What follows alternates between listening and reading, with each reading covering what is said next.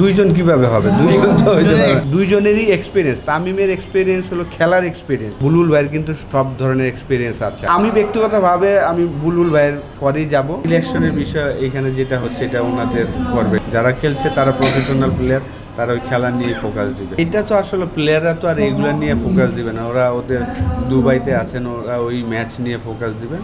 আর ইলেকশনের বিষয় এখানে যেটা হচ্ছে এটা ওনাদের করবে, এটা তো আমাদের আর আপনাদের বিষয় না।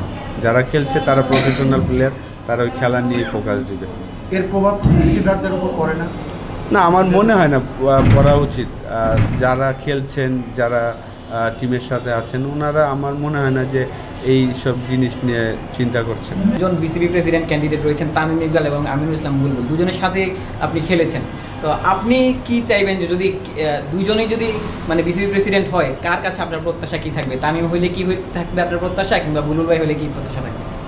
দুইজন কিভাবে হবে? দুইজন তো হইতে পারে। একজন যদি আচ্ছা, দুইজন দেখেন, সবচেয়ে ভালো যে জিনিসটা লাস্ট 1 বছর বাংলাদেশের বোর্ড প্রেসিডেন্ট দুইটা এক্স ক্যাপ্টেন, এবং 4 তারিখ বা 5 তারিখ যে ইলেকশনটা হবে সেখানে যারাই বোর্ড ডাইরেক্টর হয়ে আসেন, এবং বোর্ড প্রেসিডেন্টের জন্য হয়তোবা যদি বুলবুল ভাই বোর্ড ডাইরেক্টর হয়ে আসেন এবং তামিম যদি বোর্ড ডাইরেক্টর হয়ে আসেন, তখন হয়তোবা ওনারা দুইজনই বোর্ড প্রেসিডেন্টের জন্য ইলেকশন করবেন, ঠিক না? 25 জন বোর্ড ডাইরেক্টরের ভোটে। তো যিনি আসেন, আমি আশা করব যে আমরা তো দুইজনেরই বিশেষ করে তামিমের সব কথা আমরা শুনছি যে সে কি করতে চান, আর বুলবুল ভাই অলরেডি 4 মাস ধরে কাজ করছেন।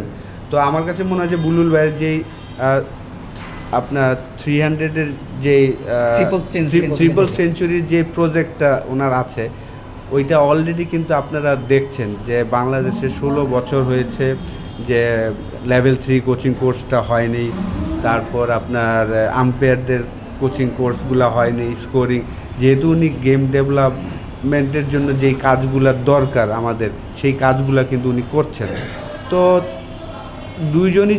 দুইজনেরই এক্সপিরিয়েন্স। তামিমের এক্সপিরিয়েন্স হলো খেলার এক্সপিরিয়েন্স, তার কিন্তু অন্য কোনো এক্সপিরিয়েন্স নাই।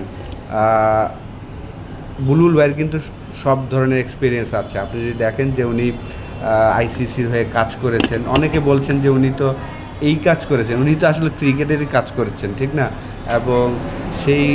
এবং উনিও এই দেশের কালচার সম্বন্ধে ভালো জানেন, এমন না যে আমি অনেকে বলতে শুনছি যে উনি এই দেশের সম্বন্ধে জানেন না। এটা শুনে আমি অবাক হই যে বাংলাদেশের সম্বন্ধে জানেন না, এটা রং ধারণা। তো আমি ব্যক্তিগতভাবে আমি বুলবুল ভাইয়ের পরেই যাব। এই কারণে যাব কারণ ওনার এক্সপিরিয়েন্সের কারণে, ওনার একটা রেসপেক্টের কারণে। Tamim definitely, Tamim board director হয়ে এসে যদি সে গেম ডেভেলপ করার জন্য তো অনেক জায়গা আছে, শুধু প্রেসিডেন্ট হয়েই যে আমার কাজ করতে হবে এরকম তো না। আর বুলবুল ভাই যদি নাও হয় বোর্ড প্রেসিডেন্ট, উনি তো কাজ করতে পারেন, প্রচুর জায়গা আছে, ঠিক না? আমার কথা হলো যে আমরা যারাই আসবো ক্রিকেটাররা, আমাদের মূল লক্ষ্যটাই তো আসলে সার্ভ করা, যে আমাদের এক্সপিরিয়েন্স আমরা শেয়ার করব, আমরা যেটা জানি ভালো খারাপ সেই জিনিসগুলো আমরা শেয়ার করে ডেভেলপ করার জন্য। তো দুইজনের প্রতি বেস্ট উইশেস রইল, কিন্তু ব্যক্তিগতভাবে যদি বলেন, আমি মনে করি যে আমাদের আর কি, আমি ব্যক্তিগতভাবে বুলবুল ভাইকে সাপোর্ট করব। একটু মজার কোশ্চেন করি, আপনি তো সারা দেশ জুড়েই টেবিল টেনিস খেলছেন, আপনার সাথে আমিও খেলছি। তো আপনি আসলে সর্বোচ্চ টেবিল টেনিস ক্রিকেটার আমরা দেখি যে ধরেন 6 বলে 6টা 6 হাঁকে, আপনি একেবারে কয়টা 6 হাঁকেছেন? এইটা তো আমার এখন খেয়াল নাই, কিন্তু আমি খারাপ খেলি না। টেবিল টেনিসও আমি যেখানে যাই আমি ভালো খেলার চেষ্টা করি এবং ভালো খেলি, কারণ বিশেষ করে ম্যাটে যখন খেলা হয় আমার জন্য আরও ইজি হয়, কারণ ম্যাটে তো আমি যেহেতু সাইড স্ট্রোক খেলতে পছন্দ করি। তো টেবিল টেনিসও আমি এখন বাংলাদেশে যেখানেই যাই আমি খারাপ খেলি না, আর কি আমাকে যে নেওয়া হয় আমি খারাপ খেলি না। টেবিল টেনিস বিপিএলে খেলবেন নাকি? যদি আমি ফ্রি থাকি ডেফিনেটলি খেলবো, কারণ আমার অলরেডি 2টা টিম অফার করছে। তো যেহেতু এই যে 8টা টিম খেলছেন সবার সাথেই আমার খেলা হয়েছে লাস্ট 12 বছরে, আমি প্রত্যেকটা জায়গায় ওদের হয়ে খেলেছি, তো সবগুলা ওনারই আমার পরিচিত। তো আমি যদি ফ্রি থাকি, যেহেতু আমাদের NCL T20 শুরু হতে যাচ্ছে, আমরা 24 তারিখ যাব সিলেটে, 12 তারিখ পর্যন্ত যদি আমার টিম সুপার 4-এ যায় ফাইনাল খেলে, তাহলে 12 তারিখ পর্যন্ত ব্যস্ত থাকবো। তো তো ফ্রি থাকলে আমার খেলার ইচ্ছা আছে, যেহেতু আমি রিসেন্টলি ইংল্যান্ডে খেলে এসেছি। তো আমার লাস্ট ইয়ার আমি ইংল্যান্ড থেকে আসার পরে শুধু কোচিং করিয়েছি, খেলি নাই। কিন্তু এবার আমার প্ল্যান আছে যে আমি কোচিংয়ের ফাঁকে ফাঁকে ফ্রি থাকলে বাংলাদেশের, যেটা আমি আগেও করেছি, যে এরকম বিভিন্ন টুর্নামেন্টে বেছে বেছে হয়তো আমি ম্যাচগুলো খেলবো। আমরা যারা ক্রিকেটার হয়েছি, বিশেষ করে আমি কিন্তু টেপ টেনিস খেলে বড় হয়েছি। তো এই টেপ টেনিসটা এখন কিন্তু অনেক বড় একটা পর্যায়ে চলে গিয়েছে। সৌদিতে প্রবাস বাংলা হচ্ছে এবং বাংলাদেশ প্রিমিয়ার লিগ সিজন 3ও শুরু হবে মক্কাতে। সেখানে আমাদের বাংলাদেশের যত টেপ টেনিসের সুপারস্টার আছেন তারা এখন অলরেডি সেখানে খেলছেন, এবং তারেক ভাইয়ের মাধ্যমে প্রথম বাংলাদেশে টেপ বল বিপিএল 2025 স্টার্ট করতে যাচ্ছেন, নেক্সট মান্থে শুরু হবে। তো যেহেতু 2013-তে যখন আমি নিষেধাজ্ঞায় গিয়েছিলাম, তখন কিন্তু আমি প্রায় 6 মাস বাসায় বসেছিলাম। তারপর চিন্তা করলাম যে আমি আবার ফিরে আসার জন্য আমাকে এই টেপ টেনিসে যারা আর কি সোহেল বলেন, নাজমুল, যত বড় বড় সুপারস্টার আছে তারা আমাকে কল দেওয়া শুরু করলো যে ভাই খেলবেন কি না। তো আমি একদিন যাওয়ার পরে দেখলাম যে প্রায় আমি যখন খেলতে যাই এক একটা জায়গায় দেখা যায় যে 8-10 হাজার মানুষ আসে খেলা দেখতে। ওইটা আমাকে আরও আগ্রহ বাড়ায় যে না, আমি খেলাটা কন্টিনিউ করতে থাকি। যে এক একটা জায়গায় যাই, দেখি যে 8-10 হাজার মানুষ আসে আমার খেলা দেখতে, টেপ টেনিস খেলা দেখতেও। তো এখন তো আল্লাহর রহমতের আমরা সবাই জানি যে টেপ টেনিসে যারা খেলছেন প্রায় ক্রিকেট সিজনে তারা তাদের আয় প্রায় 15 থেকে 20 লাখ টাকার মতন তারা এই টেপ টেনিস খেলে আয় করেন, যেটা আমাদের ঢাকা লিগগুলোতে যেমন 3rd division, 2nd division, 1st ডিভিশনও তারা খেলে এই টাকা উপার্জন করতে পারে না।